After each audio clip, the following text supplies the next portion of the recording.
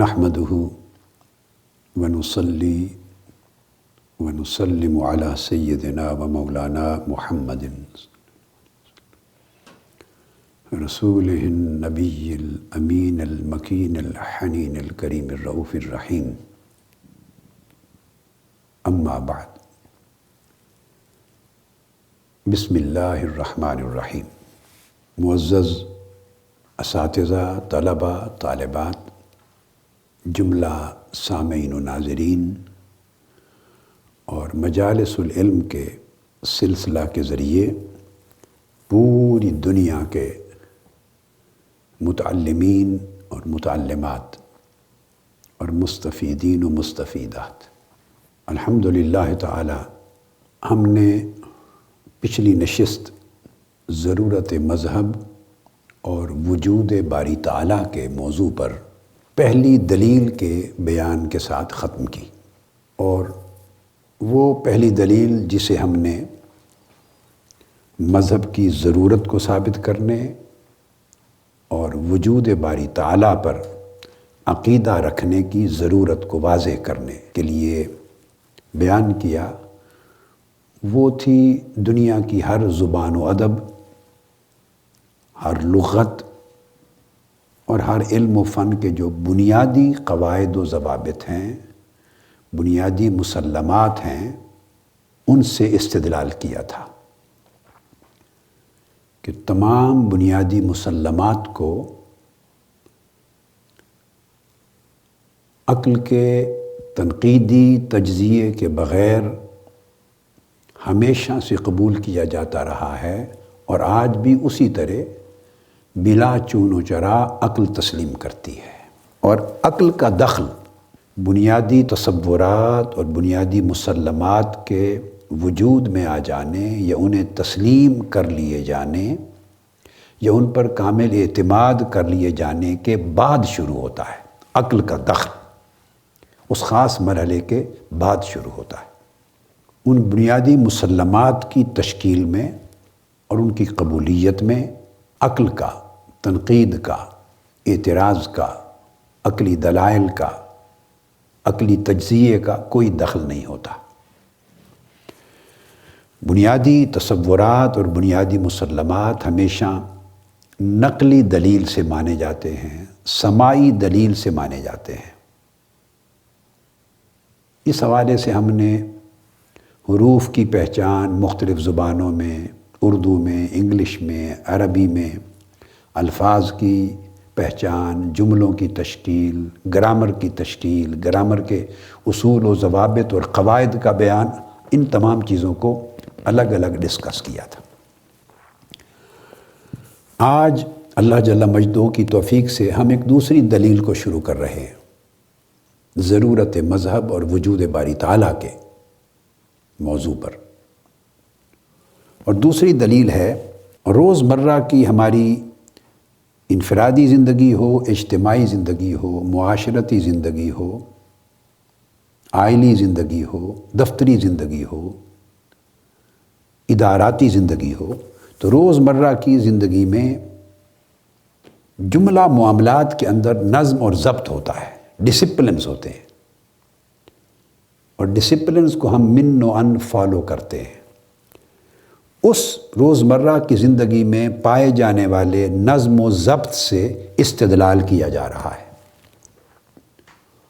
آج کا استدلال ہمارا اس تصور پہ قائم ہے، اور اس کے ساتھ جو معاشرے کے اندر اخلاقی ضابطے اور معاشرتی قدریں ہیں، اخلاقی اور انسانی قدریں جو معاشروں میں پائی جاتی ہیں، ان سے استدلال بھی اسی دلیل کا حصہ ہوگا.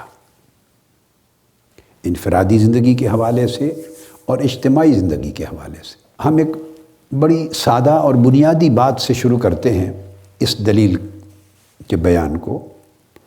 ہم جب اپنے بچوں کو اسکول میں داخل کرواتے ہیں، یعنی یہ جو نظم ہے، نظم و ضبط جس کی میں بات کر رہا ہوں، یہ اسکولز میں پایا جاتا ہے، یہ دفاتر کے اندر ہم دیکھتے ہیں، یہ ٹریفک رولز ہوتے ہیں، ان میں پایا جاتا ہے. ملک کے جو سیکولر قوانین ہیں، پورے ملک میں جتنے قوانین بنتے ہیں، اس کو عقلی بنیاد پہ چیلنج نہیں کیا جاتا. ان کے اندر ایک نظم اور ضبط ہوتا ہے. زندگی کو نظم و ضبط دینے کے لیے اس قانون کی ضرورت ہوتی ہے، اس کو ایکسیپٹ کر لیا جاتا. سماجی سطح پہ مختلف نارمز ہوتی ہیں، مختلف رسم و رواج ہوتے ہیں، ٹریڈیشنز ہوتی ہیں، روایات ہوتی ہیں، کنونشنز ہوتے ہیں. تو وہ سوشل نارمز ہوتے ہیں. تجارتی زندگی میں قواعد اور ضوابط اور نارمز اور کچھ طور طریقے ہوتے ہیں. الغرض زندگی کے کسی بھی پہلو کو لے لیں، اور اسی طرح اخلاقی زندگی ہے، اور معاشرے کے اندر اخلاقی قدریں ہیں، کچھ روحانی قدریں ہیں، خواہ انہیں انسانی قدروں کا نام دیں، خواہ انہیں سوشل ویلیوز کا نام دیں، ہیومن ویلیوز کا نام دیں، ایتھیکل ویلیوز کا نام دیں، مورل ویلیوز کا نام دیں، اسپریچول ویلیوز کا نام دیں. بھلے ریلیجن نہ کہیں، مذہب نہ بھی کہیں، تو یہ ویلیوز ہیں. تو ہر معاشرہ ان سرٹن ویلیوز پہ اعتقاد رکھتا ہے، بھروسہ کرتا ہے، انہیں استعمال میں لاتا ہے، ان کو برقرار رکھتا ہے، اور نسلاً بعد نسلاً ان ویلیوز پر معاشرے چلتے چلے جاتے ہیں. اور جب وہ ویلیوز، وہ قدریں ختم ہوتی ہیں سوسائٹی سے، تو ہم کہتے ہیں کہ اس سوسائٹی میں ڈیکے آ رہا ہے، مورل ڈیکے ہے، سوشل ڈیکے ہے. تو سوسائٹی ہو یا خاندانی زندگی ہو یا باہمی انسانی رشتے ہوں، تو ان میں گویا زوال آتا ہے. اور ہر شخص اس کو تسلیم کرتا ہے، اس بات کو مانتا ہے. مذہب کو مانتا ہے یا نہیں مانتا، مگر یہ جو دلیل آج میں دوسری دے رہا ہوں، اس دلیل کی جو بنیادیں ہیں، ان کو ہر شخص مانتا ہے. تو جیسا کہ میں نے عرض کیا کہ ہم اس پوری دلیل کو یا اس پورے تصور کو ایک بڑی ابتدائی سادہ سی مثال سے شروع کرتے ہیں، اور وہ ہے جب بچوں کو اسکول میں داخل کرتے ہیں. تو اسکول میں جو انسٹیٹیوشن ہے، اسکول کے جو مالک ہیں، جو اس کی ایڈمنسٹریشن ہے، اس کی انتظامیہ ہے، وہ ایک یونیفارم جاری کر دیتے. ایک اسکول میں آپ جاتے ہیں تو اس میں نیلا یونیفارم ہوتا ہے، خواہ وہ شلوار قمیض دے رہے ہوں، خواہ وہ پینٹ اور شرٹ ریکمینڈ کریں، یونیفارم میں پریسکرائب کر دیں. کبھی سفید قمیض ہوتا ہے اور نیلی پینٹ ہے، کبھی سفید قمیض ہے، گرین کلر کی پینٹ ہے، کبھی سفید قمیض ہے، بلیک پینٹ ہے. گرمی آ جاتی ہیں تو بعض اسکولوں میں اسکول شرٹس اور نکرز ہیں، بعضوں میں شلوار قمیض ہیں. علی ازل قیاس پوری دنیا میں ان کے اپنے اپنے معاشرتی طور طریقوں کے مطابق، جو ان کے لباس کے سٹینڈرڈز ہیں، اس کے مطابق بہت سے اسکول ہیں جو یونیفارم پریسکرائب کر دیتے ہیں. اب مغربی دنیا میں کئی اسکول ہیں جو یونیفارم پریسکرائب نہیں کرتے. ایسا بھی ہے، اب بہت سے اسکول یونیفارم نہیں کرتے، مگر میں بات کر رہا ہوں ان اسکولز کی جہاں یونیفارم پریسکرائب ہوتے ہیں. تو جو بیسک نقطہ ہے سمجھانے والا اور سمجھنے والا، وہ یہ کہ یونیفارم جب پریسکرائب ہو جاتا ہے تو ہم کبھی اس یونیفارم کو چیلنج نہیں کرتے. ہم یہ کبھی نہیں کہتے کہ آپ نے اس کلر کا یونیفارم کیوں پریسکرائب کیا ہے، فلاں اسکول میں تو یہ کلر ہے، اس کو فالو کریں. فلاں اسکول میں تو یہ ضابطہ ہے یونیفارم کا، آپ یہ کیوں مقرر کر رہے ہیں. ہم اس کو کسی بنیاد پر چیلنج نہیں کرتے. کیوں نہیں کرتے؟ اس کو ذہن تسلیم کر لیتا ہے. اس لیے ہم کہتے ہیں، اور اگر آپ پوچھیں گے تو اسکول کی ایڈمنسٹریشن کہے گی یہ ہمارا ڈسپلن ہے. تو آج کی دلیل دراصل ڈسپلن پر ہے. خواہ وہ ڈسپلن یونیفارم کا ہے، خواہ وہ اوقات کا ہے، خواہ وہ ٹریفک میں ہے، خواہ وہ سماجی سوشل زندگی میں ہے، خواہ وہ پولیٹیکل زندگی میں ہے، خواہ وہ اکنامک لائف میں ہے، بزنس اور ٹریڈ میں ہے، خواہ ہیومن انٹریکشن جو ہوتے ہیں، بیہیویئرل رولز ہیں، نارمز ہیں، کوئی کسی اینگل سے لے لیں. تو بنیادی جو بات گھومتی ہے وہ ڈسپلن کے تصور کے گرد گھومتی ہے، کہ جہاں ایک ڈسپلن ہوتا ہے اس کو ہم عقل سے چیلنج نہیں کرتے، ایکسیپٹ کر لیتے ہیں. تو ڈسپلن اٹ سیلف ایک دلیل بن جاتا ہے. ہم اس کو یہ نہیں کہتے کہ ہماری عقل نہیں مانتی، اس رنگ کو میری طبیعت گوارا نہیں کرتی، ہمارے بچے ناپسند کرتے ہیں. نہیں، کسی بھی بنیاد پہ ہم اس کو رد نہیں کرتے. اسکول نے جو دے دیا اس کو اڈاپٹ کیا جاتا ہے. جسٹ اس کا ٹائٹل کیا ہے کہ یہ ڈسپلن ہے اسکول کا، یہ انسٹیٹیوشن کا ڈسپلن ہے. اسی طرح آپ اپنی دفتری زندگی میں آ جائیں. دفتری زندگی میں نظام الاوقات ہے، وہاں کے اپنے ڈسپلنز ہیں. اسکولز میں بھی نظام الاوقات ہے، وہاں کے ڈسپلنز ہیں. آپ پیریڈز مقرر کر دیتے ہیں سبجیکٹس کے لیے، ٹائمنگز فکس کر دیتے ہیں. اب آپ اس سے آگے پیچھے نہیں ہو سکتے. یہ اسی طرح ہے جیسے قرآن مجید میں اللہ رب العزت نے فرمایا، اعوذ باللہ من الشیطان الرجیم، ان الصلاۃ کانت علی المؤمنین کتابا موقوتا.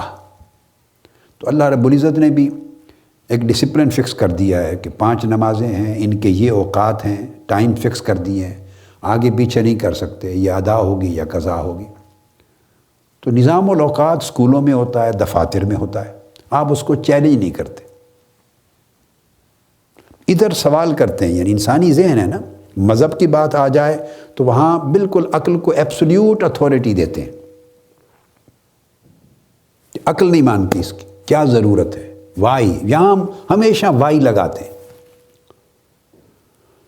اور جب اسکول کی لائف میں سے ہر کوئی گزرا ہے، کالج لائف سے گزرا ہے، یونیورسٹی لائف سے گزرا ہے، وہاں کسی ڈسپلن پہ ہم وائی نہیں لگاتے. وہاں جواب ان بلٹ ہوتا ہے ہمارے ذہنوں میں، از خود ہوتا ہے کہ ڈسپلن ہے. اسکول کا، کالج کا، دفتر میں آپ جاتے ہیں، آپ اگر 15 منٹ بھی لیٹ ہو جائیں تو آپ کے دفتر کا سربراہ آپ سے ناراض ہوتا ہے، آپ کو فائن کرتا ہے. آپ آدھا گھنٹہ لیٹ ہونا چاہیں نہیں ہو سکتے.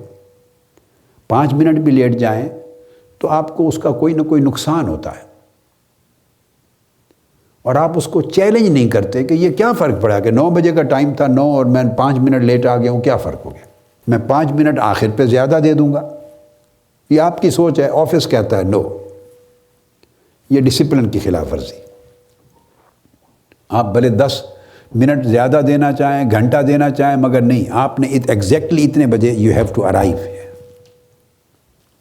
تو آپ اس کو چیلنج نہیں کرتے، چونکہ انسٹیٹیوشن ہے، آپ وہاں جاب کرتے ہیں، آپ کو تنخواہ ملتی ہے، ایک نظم ہے وہاں کا، آپ اس کے پابند ہیں، اور اسی نظم سے نظام چلتے ہیں. اور اس نظام کے ساتھ دفاتر بھی چلتے ہیں، ادارے بھی چلتے ہیں، زندگی بھی چلتی ہے، اور روابط بھی چلتے ہیں. اب جس طرح یہ ایک نظام ہے، ایک دفتر کا نظام ہے، اور آپ اس کے ڈسپلن کے پابند ہیں. ایک اسکول کا نظام ہے، آپ اس کے ڈسپلن کے پابند ہیں. کوئی فیکٹری میں ملازمت کرتا ہے تو اس کا نظام ہے، مزدور اس کی ڈسپلن کے پابند ہیں. بالکل اسی طریقے سے میں نے آپ کو کہا کہ اب کائنات کا بھی ایک نظام ہے. جس طرح اس دفتر کا کوئی سربراہ ہے تو کائنات کا بھی کوئی سربراہ ہوگا. تو آپ اگر اس ڈسپلن کو چیلنج نہیں کرتے تو اگر آپ کا کوئی خالق ہے، مالک ہے، رب ہے، سربراہ ہے کائنات کا، جو ڈسپلن وہ دیتا ہے اس ڈسپلن کو مذہب کہتے ہیں. جیسے اسکول کے لباس کے ڈسپلن کو یونیفارم کہہ دیا، کسی کو نظام الاوقات کہہ دیا، کسی ڈسپلن کو سوشل نارمز کہہ دیے، ٹریفک رولز بنا دیے. بھئی یہاں اس ملک میں آپ کی ٹریفک جو ہے، آپ کی ڈرائیونگ ہے، رائٹ ہینڈ ڈرائیونگ ہے، ادھر لیفٹ ہینڈ ڈرائیونگ ہے، ایسا کرنا ہے. پھر پوری کتابیں چھپی ہوئی ہیں. جب آپ ڈرائیونگ لائسنس لیتے ہیں تو آپ امتحان پاس کرتے ہیں، قواعد اور ضوابط بنا دیے ہیں، لائٹس بنا دی ہیں کہ ریڈ لائٹ ہوگی تو کراس نہیں کر سکتے، یلو لائٹ ہوگی تو تیار ہو جائیں، گرین لائٹ ہوگی تو کراس کر سکتے ہیں. ہاتھ کا نشان آ جائے گا کہ ریڈ کلر میں کہ اب پیدل چلنے والے نہیں کراس کر سکتے سڑک. گرین آ جائے گا تو آپ تیزی سے کراس کر سکتے ہیں، اتنا ٹائم آپ کو ملتا ہے. یہ سارے ٹریفک رولز بنے ہوئے ہیں. آپ ان کو عقل کی وجہ سے چیلنج نہیں کرتے. آپ کہتے ہیں یہ ایریاز وہ ہیں کہ جو عقل ان کو گرفت نہیں کر سکتی. عقل ان ایریاز کی ویلیڈیٹی کو چیلنج نہیں کر سکتی. تو عقل کو اتھارٹی نہیں دیتے آپ نے صرف فالو کرنا ہے. That's it. جو قواعد جس نے بنا دیے، اب انہوں نے آپ کی اچھائی کے لیے بنائے، اور اس کی دلیل کیا ہے؟ دلیل یہ ہے کہ ان کو اپنائیں گے، پابندی کرے گا ہر ڈرائیور ٹریفک رولز کی تو ایکسیڈنٹس نہیں ہوں گے. آپ کی خیر ہے اس میں، آپ بچیں گے. اور واقعہ بھی ایسے، اگر آپ پابندی نہیں کریں گے تو ایکسیڈنٹس ہوں گے، آپ کے لیے نقصان دہ ہوگا. تو گویا ڈسپلن کی پابندی کرنے میں خیر ہوتی ہے، جان بچتی ہے، نقصان سے بچتے ہیں. تو آپ چیلنج نہیں کرتے. مگر عقل کہے کہ نہیں، یہ یہاں گرین کیوں ہے، گرین کی جگہ ریڈ لائٹ پہ میں کراس کروں گا اور گرین پہ رک جاؤں گا، آپ نہیں کر سکتے بھئی، یہ ٹریفک رولز ہیں، بنا دیے گئے ہیں، سوچ سمجھ کے وضع کر دیے گئے ہیں، ورلڈ وائڈ انہیں اپنا لیا گیا ہے، پوری دنیا میں ہر ملک میں اس کو اپنا لیا گیا ہے۔ اب آپ دیکھیں پوری دنیا مشرق سے لے کے مغرب تک ہر جگہ ریڈ لائٹ جہاں ہوگی آپ رک جائیں گے، گرین لائٹ کا مطلب ہے کراس کریں۔ پوری دنیا میں ایک یکسانیت بن گئی۔ اب یہ کسی عقلی دلیل سے نہیں بنی، یہ ایک روایت سے بنی، ایک ٹریڈیشن سے بنی، یہ ایک عمل درآمد کرنے سے بنی، اور ہر طرف جیسے یہ رائج ہو گئی اور عقل نے اس پر چون و چرا نہیں کی، تنقید نہیں کی، اسی طرح ہر شخص اس پر عمل درآمد کر رہا ہے، اس کی پابندی کر رہا ہے، اور پابندی کرنے والا بھی اس کو چیلنج نہیں کرتا۔ کیوں نہیں چیلنج کرتا؟ کہ اس میں افادیت ہے، اس میں بہتری ہے، اس میں زندگی کا نظم ہے، اس میں فلاح ہے، اس کو فلاح کہتے ہیں دین اور مذہب کی اصطلاح میں۔ اس میں کامیابی ہے، اس میں نجات ہے، اس میں حفاظت ہے، اس میں بھلائی ہے، اس میں خیر ہے، اس میں نقصان سے بچتے ہیں۔ یہ جتنے الفاظ آپ استعمال کر لیں، یہ سارے الفاظ مذہب کی اصطلاح میں ڈکشنری میں ملتے ہیں۔ تو اس طرح مذہب میں بھی انسان کو ایک ڈسپلن دیا جاتا، یہ کرنا ہے، یہ نہیں کرنا۔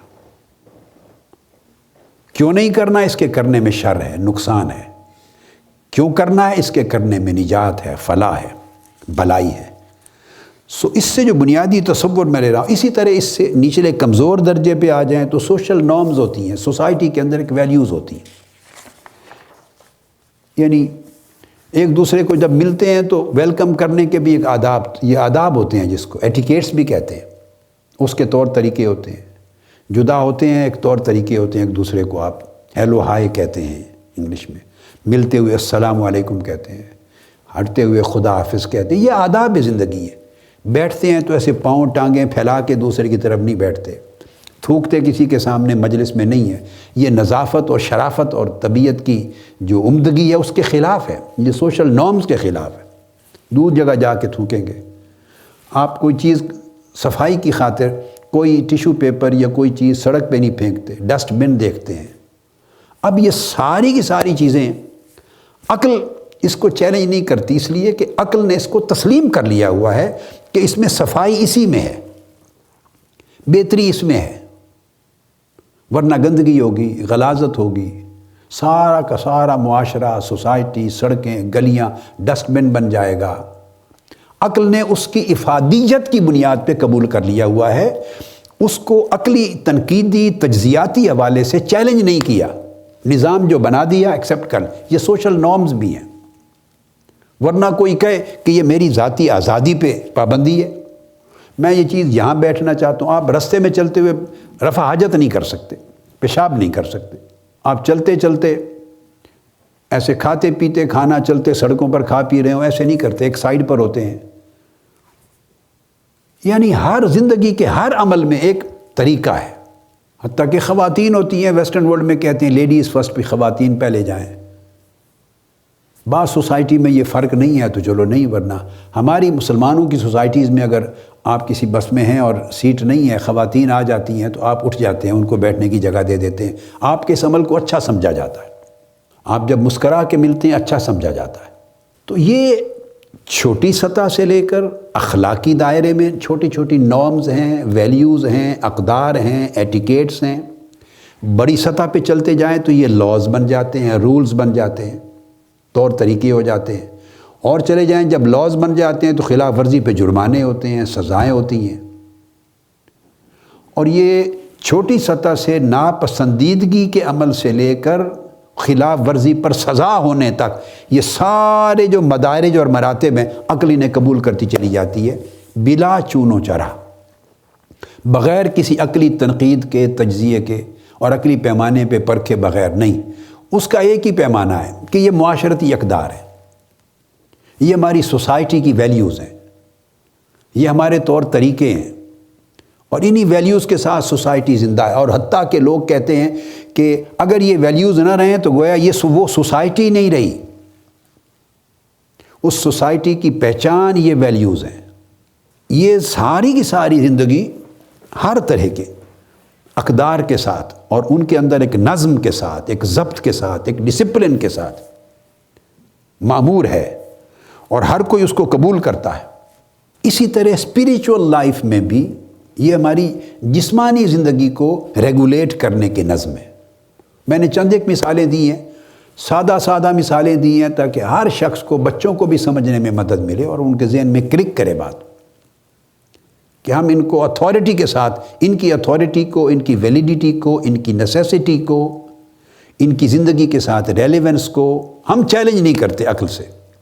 اسی طرح یہ ہماری ظاہری شخصیت جسم ہے، ان کے لیے معاشرے کا ایک ظاہری روابط ہیں، باہمی تعلقات ہیں، انسانوں کے انٹریکشنز ہیں، میوچول بیہیویئرز ہیں۔ سڑکوں پہ چل رہے ہیں تو گاڑیوں کا چلنے کا ایک آپس میں انٹریکشن ہے، ٹریفک کے ایک بیہیویئرز ہیں۔ یہ ساری وہ چیزیں ہیں جن سے انسانی زندگی کے بیہیویئرز جنم لیتے ہیں، ہیومن بیہیویئرز جنم لیتے ہیں، خواہ وہ اس کی جان بچانے کے لیے بیہیویئر ہوں، خواہ اس کے کسی اور مالی نقصان سے بچانے کے بیہیویئرز ہوں، خواہ ایک دوسرے کے ساتھ عمدہ روش کے بیہیویئر ہوں، خواہ اچھے تاثر کے بیہیویئرز ہوں، خواہ سوسائٹی کے اندر ایک نظم برقرار رکھنے کے بیہیویئرز ہوں، خواہ صفائی اور نفاست کے بیہیویئرز ہوں، خواہ طبیعت کو کیا چیز اچھی اور عمدہ لگتی ہے اس کے بیہیویئرز ہوں۔ آپ اس کے جو بھی اینگلز دیکھ لیں، مگر آپ دیکھیں گے ہر جگہ پر ہماری زندگی میں، انفرادی زندگی سے اجتماعی زندگی تک ڈسپلنز ہیں، اور جب ڈسپلن کا میٹر آتا ہے اس کو عقل سے چیلنج نہیں کیا جاتا۔ ڈسپلن اٹ سیلف ایک دلیل ہوتی ہے، اور وہ کیا؟ وہ ضرورت ہوتی ہے ہماری زندگی کی، ہمارے لیے ہماری طبیعت کی خوشگواری کی، ہماری سوسائٹی میں خوشگوار ماحول پیدا کرنے کی، صحت کی ضرورت ہوتی ہے، ایک عمدہ معاشرے کی ضرورت ہوتی ہے، ایک اچھی پرفضا ماحول کی ضرورت ہوتی ہے۔ تو یہ دلیل ضرورت بھی ہے، دلیل حاجت بھی ہے، یہ دلیل افادیت بھی ہے، یہ دلیل نظم بھی ہے، دلیل ضبط بھی ہے۔ اس کے بہت سے عنوانات بن جاتے ہیں، جس اینگل سے جس بات کو لیں تو وہ اس کا ایک نیا عنوان بن جاتا ہے، مگر میں اس کو ایک ٹوٹیلٹی کے طور پہ لے رہا ہوں۔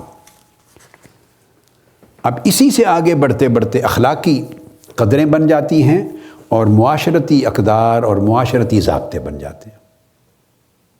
مثلا آپ دیکھیں دنیا کا کوئی معاشرہ، اس میں مسلم اور نان مسلم کی بات نہیں ہے، مسلمانوں کا معاشرہ ہے یا غیر مسلموں کا معاشرہ ہے، خواہ وہاں کے رہنے والے لوگ ہندو مذہب رکھتے ہیں، اب اسلامی مذہب کی بات بھی نہیں کر رہا میں، مسلمان ہیں یا غیر مسلم، غیر مسلموں میں ہندو مذہب رکھتے ہیں، خواہ ان کا سکھ مذہب ہے یا ان کا جین مت ان کا مذہب ہے یا بدھ مت ان کا مذہب ہے، خواہ ان کا مسیحی مذہب ہے، خواہ یہودی مذہب ہے، خواہ وہ پارسی ہیں، زرتشت مذہب کو ماننے والے ہیں، خواہ وہ کسی مذہب کو نہیں ماننے والے۔ آپ جیسے کئی کنٹریز ہیں اب جہاں اب بدھ مت تھا تو اب فار ایگزامپل سیکولرزم آ گئی ہے، تو آپ وہ بالکل لامذہبیت ہے۔ آپ کسی معاشرے میں چلے جائیں، ہر معاشرے میں کچھ قدریں ایگزسٹ کرتی ہیں اور بڑی سختی کے ساتھ، کوئی معاشرہ ان کو نہیں توڑتا اور کوئی ایک بندہ اس کو چیلنج نہیں کرتا۔ اس کی مثال یہ ہے، مثال کے طور پہ کسی معاشرے میں کسی مذہب کا ماننے والا یا بالکل کسی مذہب کو نہ ماننے والا اپنی ماں، بہن اور بیٹی سے شادی نہیں کرتا، دوسری جگہ شادی کرے گا، مگر کہیں بھائی اور بہن کی شادی آپ نہیں دیکھتے، سوسائٹی میں کہیں نہیں ہوتی ہوگی، باپ کی بیٹی کی شادی نہیں ہوتی ہوگی، بیٹے اور ماں کی شادی نہیں ہوتی ہوگی۔ یہ جو ایک بیریئر ہے، اب آپ پوچھیں سوسائٹی سے جو کسی مذہب کو نہیں مانتے اور مذہب کی ضرورت کو نہیں مانتے، بالکل منکر ہے مذہب کا بھی، تو وہ بھی نہیں کرتا پوری دنیا میں۔ اب آپ پوچھیں اس کی کیا وجہ ہے، کوئی آپ کو جواب دے گا طبیعت نہیں مانتی، یہ ہماری طبیعت پہ ناگوار ہے، کوئی کہے گا یہ شرم و حیا کے خلاف ہے۔ تو یہ شرم و حیا کہاں سے آیا؟ میں اس دلیل کی پوری ہسٹری ٹریس کر رہا ہوں۔ اب جو جواب آئیں گے ان کا انالیسس کرتے ہیں۔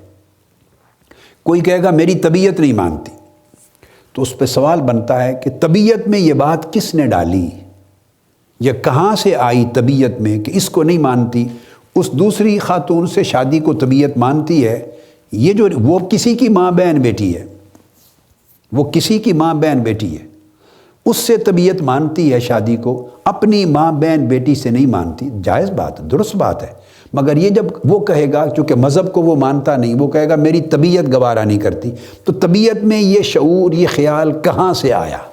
کوئی جواب دے گا کہ یہ غیرت کے خلاف ہے، تو سوال پیدا ہوگا کہ غیرت کو ڈیفائن کر لے، یہ غیرت کہاں سے آئی، اس کی کوئی اوریجن ہوگی؟ اس طرح کی غیرت دوسری جگہ جب شادی ہم کرتے ہیں، رشتہ کسی اور کی بیٹی کے ساتھ جب اپنے بیٹے کی شادی کرتے ہیں، تو وہ غیرت وہاں نہیں آتی، یہاں جب بہن بھائی کا معاملہ آتا ہے تو یہاں وہ غیرت آتی ہے۔ تو اس کا مطلب یہ ہوا کہ جو چیز وہاں نہیں تھی یہاں آتی ہے۔ اس کی اوریجن کیا ہے؟ کہاں سے یہ غیرت آئی؟ یہ شعور کہاں سے آیا؟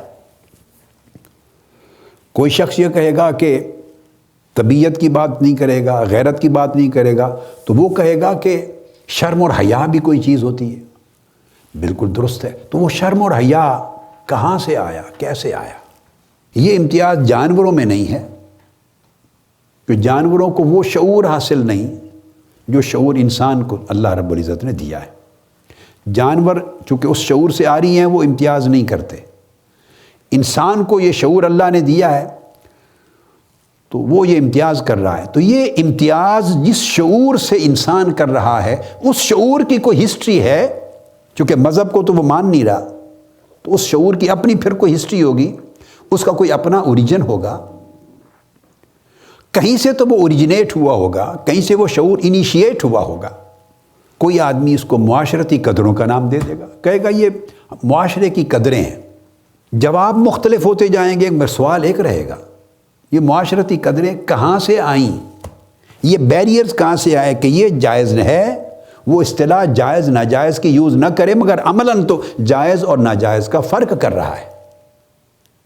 وہ حلال اور حرام کی اصطلاح یوز نہیں کرے گا، وہ مذہب کو نہیں مانتا، مگر عملاً تو حلال اور حرام میں فرق ہو رہا ہے، عملاً تو فرق ہو رہا ہے۔ حلال اور حرام اس کی زندگی میں لاشعوری طور پہ قائم ہے، اور کبھی وہ اس کو کہہ دے گا یہ اجتماعی شعور ہے سوسائٹی کا۔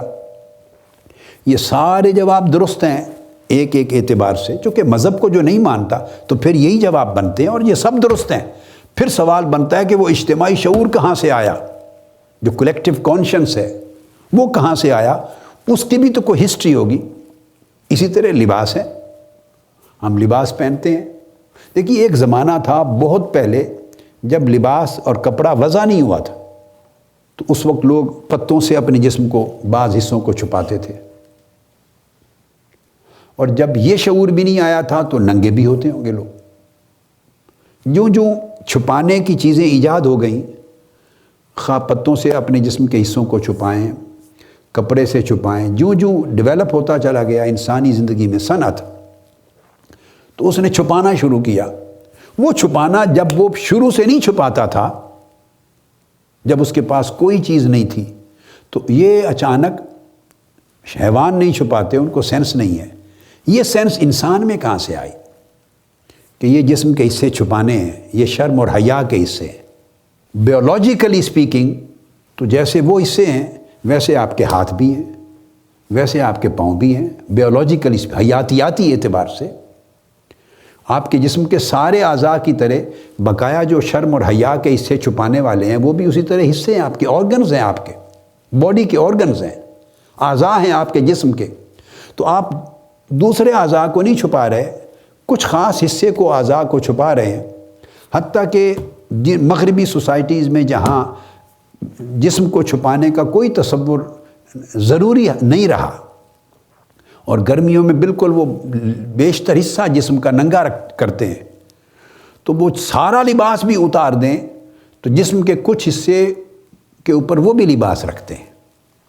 وہ جو امتیاز کرتے ہیں، وہ جو بالکل نہیں مانتے مذہب کو یا سوسائٹی کے اندر اسپریچول ویلیوز کو، یا ایسی اسپریچول تسلسل کو، کنٹینیوٹی کو، یا کسی عقیدے کو، کسی فیتھ کو جو نہیں مانتے، اور گرمی آتی ہے تو جسم کو بالکل ہوا لگانے کے لیے سارا کپڑا اتار دیتے ہیں، لباس اتار دیتے ہیں۔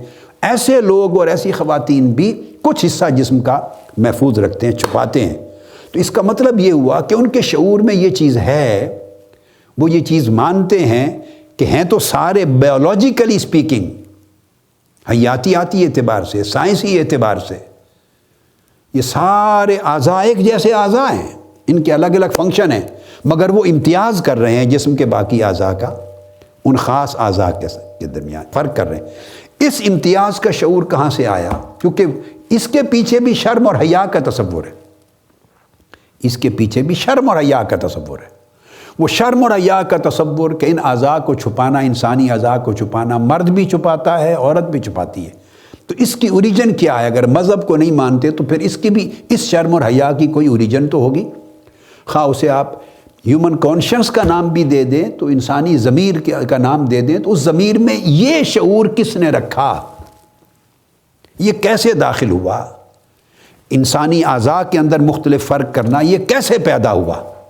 اور یہی وہ شعور ہیں جو انسان کو حیوان سے جدا کر رہے ہیں، جو انسان کو کتے سے جدا کر رہے ہیں، انسان کو خنزیر سے جدا کر رہے ہیں، انسان کو گدھے اور گھوڑے سے جدا کر رہے ہیں، انسان کو دیگر حیوانات سے جدا کر رہے ہیں۔ یہ شعور ہے جو انسان کو ممیز کرتا ہے، انسان کو انسان بناتا ہے، اور انسانی زندگی اور حیوانی زندگی میں فرق پیدا کرتا ہے۔ خواہ وہ لاشعوری طور پہ آیا ہے، تب بھی قبول تو کر لیا ہے نا، لاشعوری طور پہ بھی داخل ہوا تو الٹیمیٹلی شعور نے قبول کر لیا۔ اب جو عمل ہو رہا ہے اس امتیاز پر، وہ تو لاشعوری طور پہ نہیں ہو رہا، وہ تو وتھ کانشنس مائنڈ ہو رہا ہے، with free consent, with free will, with free intention, وہ آپ کی اپنی آپشن کے ساتھ ہو رہا ہے۔ اب شعور نے قبول کر لیا ہے، تو شعور نے کس دلیل سے قبول کیا ہے؟ اس کو آپ اجتماعی ضمیر کہیں گے، جو نام چاہیں دیتے رہیں، مگر اس کی کوئی تاریخ ہے، کہیں تو اس کی اوریجن ہوگی کہ شروع میں انسانی سوسائٹی میں یہ شعور، یہ شرم، یہ حیا، یہ قدر، یہ امتیاز جسمانی اعضاء کا، یہ اچھا ہے، یہ اچھا نہیں، یہ برا ہے، یہ بے شرمی ہے، یہ شرم اور حیا ہے، اس میں امتیاز، یہ شروع میں کسی نے ڈالا ہوگا۔ وہ جس نے ڈالا اس کو انسانی تاریخ کے اعتبار سے اسی کو ہم مذہب کہتے ہیں۔ اب وہ شعور جب ودیت کیا گیا، اس کا کہیں آپ کے ریکارڈ میں ہو یا نہ ہو، مگر یہ شعور ملا اس وحی سے ہے، انبیاء کرام اور رسول اعظام سے ملا ہے۔ اسی طرح سوسائٹی کے اندر اخلاقی قدریں ہیں اور بھی ہیں۔ بعض عمل ایسے ہیں جن کو ہم اچھا جانتے ہیں، سخاوت کا عمل ہے اچھا جانتی ہے ہر سوسائٹی، جنروسٹی، بخیلی کا عمل ہے، کنجوسی کا اس کو اچھا نہیں جانتے۔ تو سخاوت اور بخیلی یہ جو امتیاز ہے دونوں میں، اب چونکہ ہم نے تو اس کو قبول کر لیا ہوا ہے، لیکن کہیں سے تو داخل ہوا ہوگا۔ ایک وہ وقت تھا جب دوسرے سے مال لوٹ لیتے تھے، چھین لیتے تھے، تو اس میں سخاوت اور بخیلی تو نہیں تھی، دوسرے کا حق بھی چھینتے تھے، مگر ایک سٹیج آئی کہ انسانی معاشرے میں اس کا امتیاز ہوا۔ وہ امتیاز پیدا کرنے والے بھی تو کوئی انسان تھے۔ جہاں یہ حد فاصل قائم ہوئی، جس سے پہلے چھینا جھپٹی تھی، قتل و غارت گری تھی، لوٹ مار تھی، یہ قدریں نہیں تھی، یہ شعور نہیں تھا، یہ امتیاز نہیں تھا۔ آپ اس کو پری ہسٹورک پیریڈ کہہ لیں، جو بھی نام دے دیں، مجھے غرض ان ادوار کے عنوانات سے نہیں ہے۔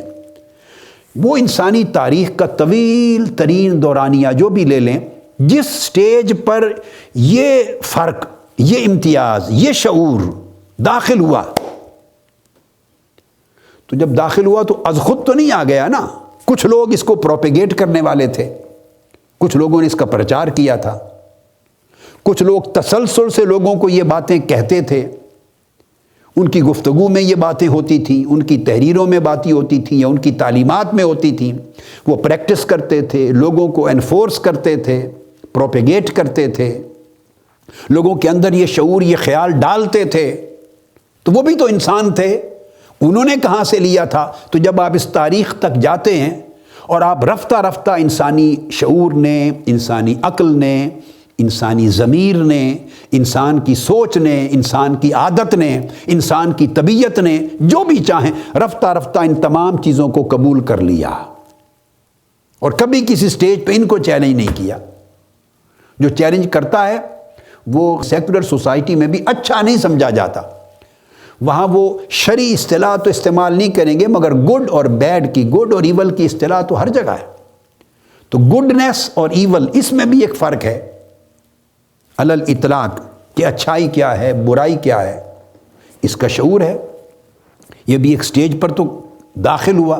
نیکی کیا ہے، بدی کیا ہے، اس کا بھی ایک شعور ہے، ایک ادراک ہے، اس میں ایک امتیاز ہے، ایک سٹیج پر یہ آیا۔ یہ دو الگ طرز عمل ہیں، یہ اپروو کیا جاتا ہے، یہ ڈس اپروو کیا جاتا ہے، تو یہ دو الگ طرز عمل، ان میں فرق کسی سٹیج پہ تو انسانی زندگی میں داخل ہوا۔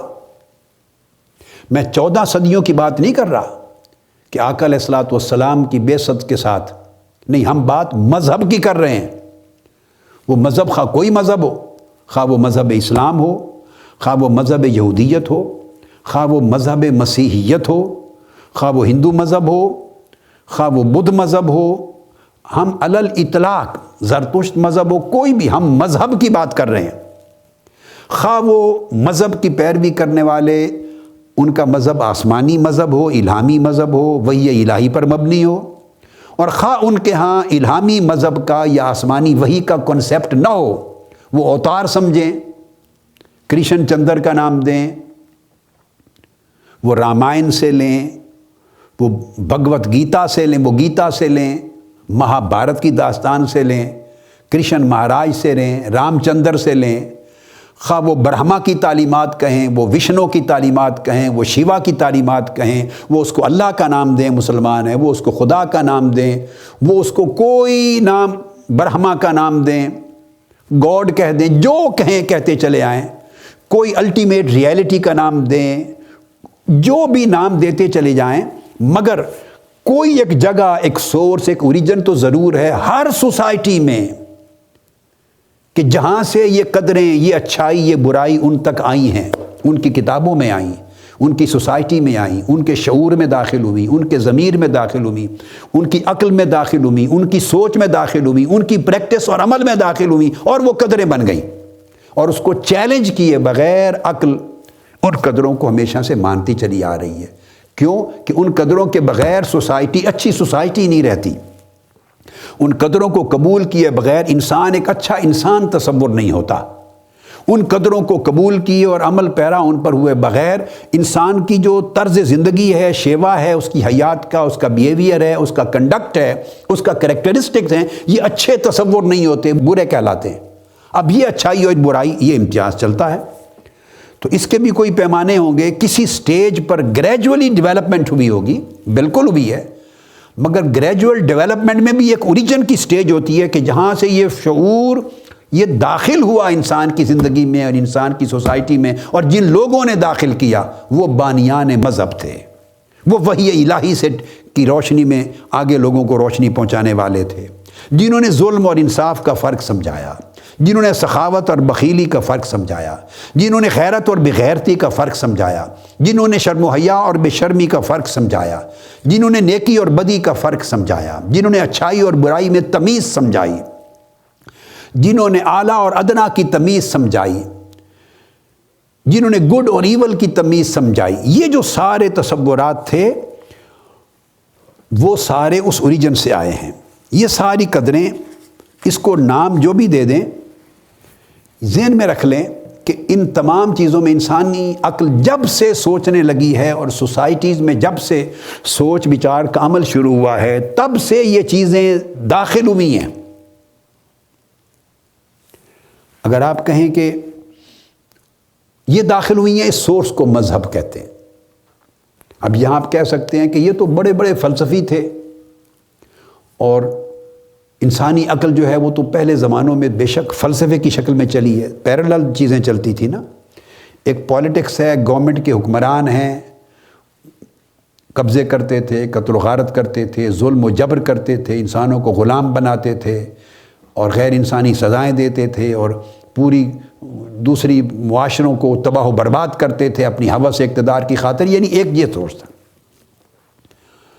ایک سورس جو اصل، میں نے کہا اصل الاصول، تمام اصولوں کی اصل وہ مذہب تھا، وہ وحی ربانی تھی، اور پیغمبروں کے ذریعے، رسولوں اور نبیوں کے ذریعے ہدایت الہیہ تھی۔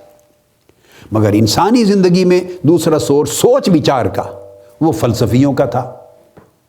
تو جب انسانی عقل کی تاریخ کو، انسانی علم کی تاریخ کو، انسانی فکر کی تاریخ کو، ہیومن انٹلیکٹ کی ہسٹری کو، انٹلیکچول ڈیولپمنٹ، جو ہیومن ہسٹری میں انٹلیکچول ڈیولپمنٹ کا جو سفر ہے وہ شروع ہوا سائنس سے نہیں، سائنس بعد میں آئی ہے، وہ فلسفے سے شروع ہوا۔ تو اگر کہیں کہ یہ تصورات فلسفیوں نے دیے، تو یہاں میں بات سمجھانا چاہتا ہوں، تو فلسفیوں نے بھی یہ مذہب سے لیے۔ نقطہ سمجھنے کا یہ ہے کہ انہوں نے بھی یہ تصور جہاں سے اخذ کیا، ان کا بھی عقیدہ خدا پر تھا۔ ہم بہت پرانے وقت کی بات کر رہے ہیں، ان کا بھی خدا پر، اللہ پر عقیدہ تھا، خدا پر۔ تصورات اگر وہ پراپر طریقے کے مذہبی لوگ تھے اور مذہب کے عالم تھے تو تصور زیادہ کلیئر تھا، اور اگر وہ پراپر ریلیجس اسکالرز نہیں تھے، ریلیجس سائنٹسٹ نہیں تھے، اور پراپر پریچر نہیں تھے، بہت بڑے پریکٹس کرنے والے مذہب کے اگر نہیں تھے اور مذہب کے اوپر اسپیشلسٹ نہیں تھے، تب بھی ان فلسفیوں کے اندر خدا کے وجود کا اقرار تھا، انکار نہیں تھا۔ میں نے اپنی محدود سے مطالعہ میں زندگی میں جو کچھ پڑھا ہے، قدیم فلسفیوں میں سے کوئی فلسفی ایک نہیں ہے جنہوں نے فلسفے کی مغربی فلسفی کی۔ میں اب اسلامک فلسفی پر نہیں آیا، میں بات کر رہا ہوں ویسٹرن فلسفی کی، جو گریک سے شروع ہوتی، ویسٹرن فلسفی، اور پھر رومن امپائر میں آتی ہے اور پھر اس کے بعد آگے۔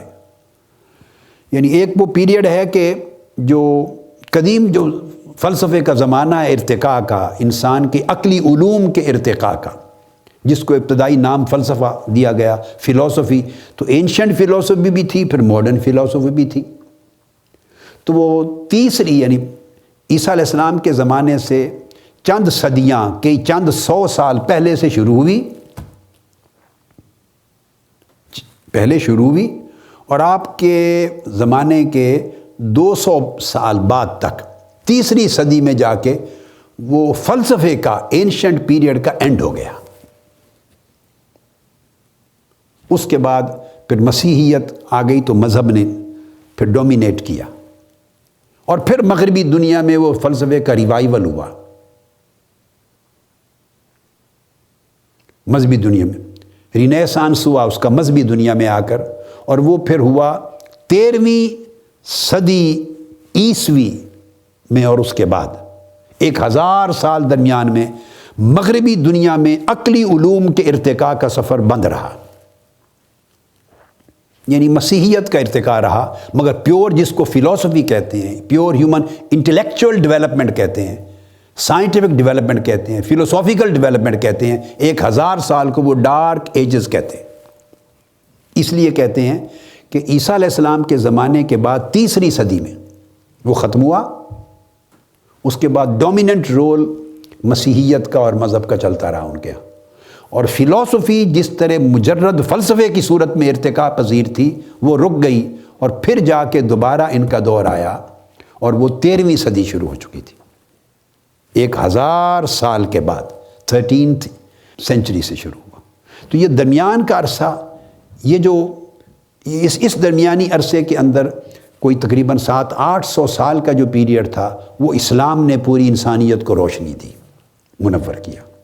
آقا علیہ الصلوۃ والسلام کی بعثت سے لے کر 13ویں اور 14ویں صدی تک، عیسوی تک، یعنی آج سے 600 سال قبل، یہ پھر ارتقاء کا ریوائول ہوا ہے فلسفے کا، اور پھر بعد میں سائنس آئی، سائنس نے آگے ٹیک اوور کیا۔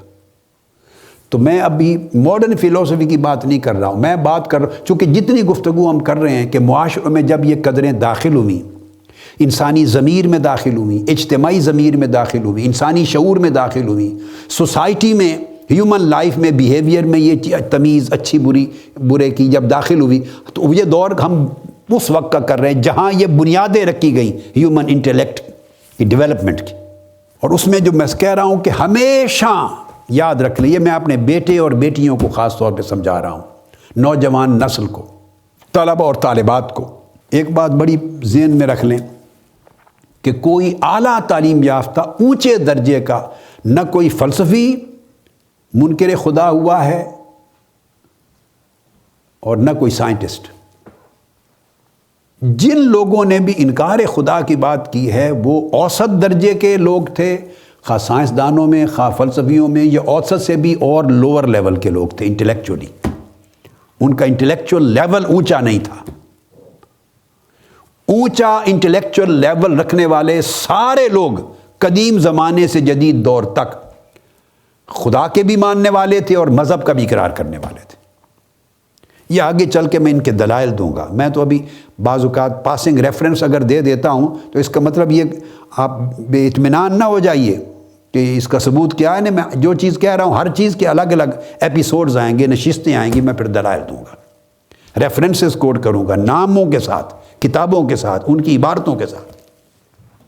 مگر صرف ایک تصور آپ کے ذہنوں میں منتقل کر رہا ہوں کہ ہائر لیول کا جو انٹلیکچوئل جو ایک سطح ہے، ہائر انٹلیکچوئل لیول، اس کا رکھنے والا کوئی فلسفی اور کوئی سائنسدان قدیم زمانے میں بھی اور جدید زمانے میں بھی نہ خدا کا منکر ہوا نہ مذہب کا منکر ہوا.